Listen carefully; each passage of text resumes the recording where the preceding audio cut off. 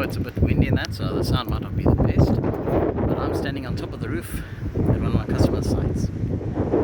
Well, what's left of the roof, they've taken out all the roof beams and the tiles and all that, and it's just basically the ceiling board and the wood left, and I have to remove any cables that are basically crossing the beam so they can put the new rafters and that in place.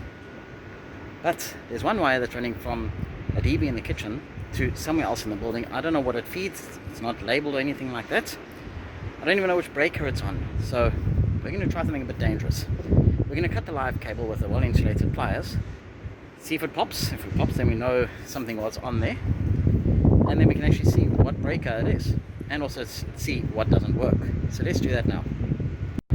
Okay, I don't know if you can see it in the middle of the frame. There's a wire going horizontal and it zigzags a bit and goes all the way across on top of every single beam that it can. You see it's spiraling all the way down there, all the way through. So let's go get ready to cut it.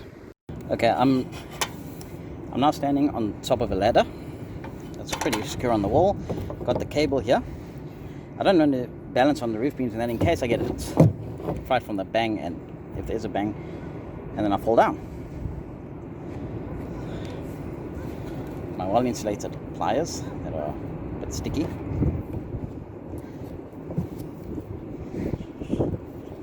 And here we go.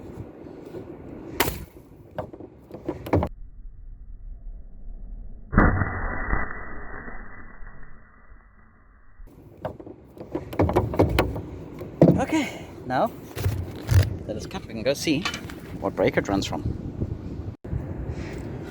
Okay, let's see what damage it did. The cutting blade used to be, when the pliers closed, you used to be able to cut with that. You can see right through there. So this was a sacrificial pliers. Saved a lot of time actually sacrificing the pliers to be able to trace out what this wire was for, because I'd have to open trunk in and crawl through the ceiling and that to try trace both ends of it. So at least we know. And because we're not using the bar at the moment, I can just go and make the cable safe. I've already disconnected it in the DB. So just make the cable safe, and then once I got the new roof beams and that in, then I can run the cable, do a proper resin joint kit inside. So I don't suggest you actually do that with your own pliers.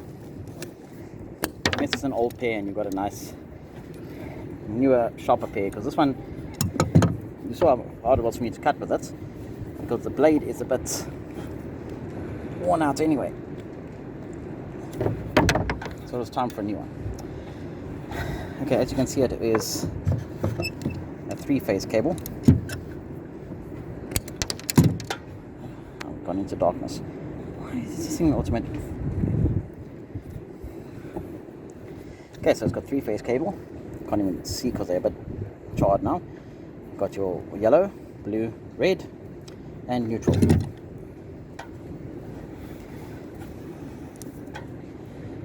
So I'm just going to tape this up, pull it back out the way, and then they can come on Monday morning and do their thing, because this was the last cable that was crossing over the beams.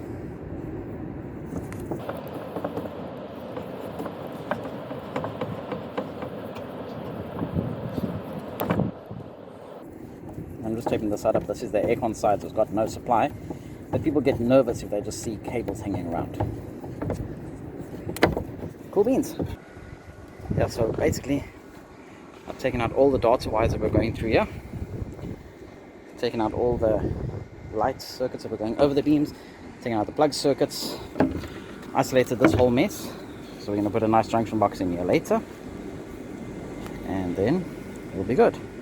Okay, and just for those of you that wanted to, are curious to where that cable was running and why it wasn't so easy to trace, the DB it runs from is in that room there somewhere. It goes through trunking, it goes all the way along the roof here, goes in through this wall into the ceiling. Okay, goes through the ceiling, goes through the ceiling, goes through the ceiling, goes through that ceiling, through there, through there, through there, through there, through there, through there, and let's go a bit forward.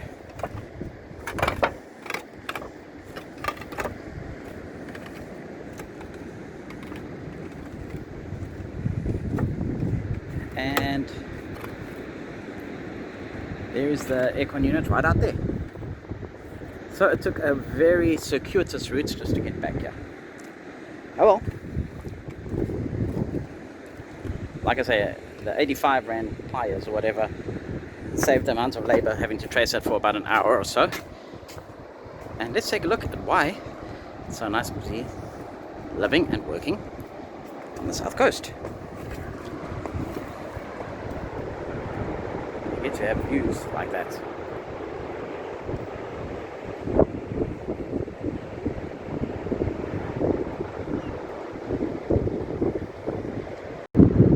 So it is very sunny and very windy up